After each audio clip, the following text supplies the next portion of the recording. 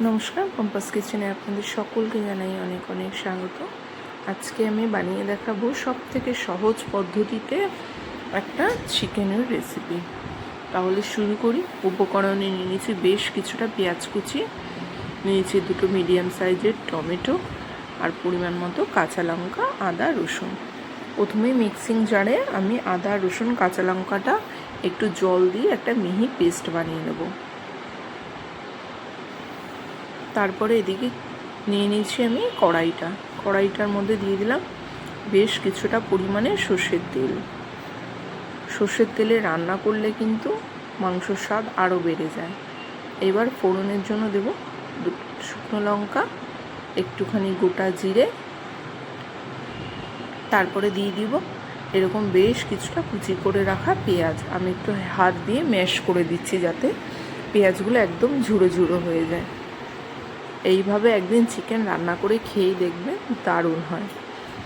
সমস্ত পেঁয়াজগুলো দিয়ে দেওয়ার পরে এবার যেটা ছাড়া মাংস একদম ইনকমপ্লিট সেটা হচ্ছে আলু। তো কেটে ধুয়ে রাখা এরকম বড় বড় আলু দিয়ে দিলাম। তারপরে দিয়ে দিলাম বেশ কিছুটা পরিমাণে চিকেন। তারপরে দেব পেস্ট করে রাখা আদা, রসুন, কাঁচা লঙ্কা বাটাটা।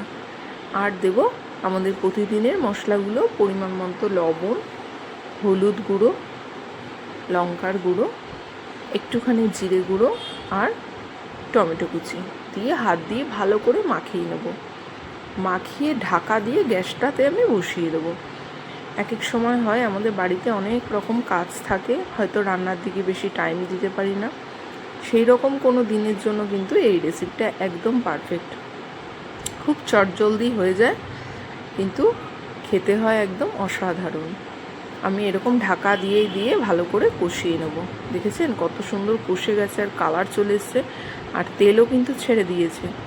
এইবার আমি একটুখানি জল অ্যাড করব, যেহেতু মাংসটা কিন্তু আমি কষা কষাই বানাবো।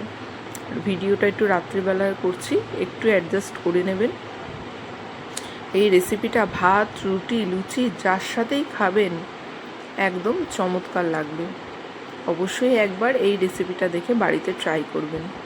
জল দিয়ে আমি মিনিট 5 জন্য এটা ঢাকা দিয়ে দিলাম।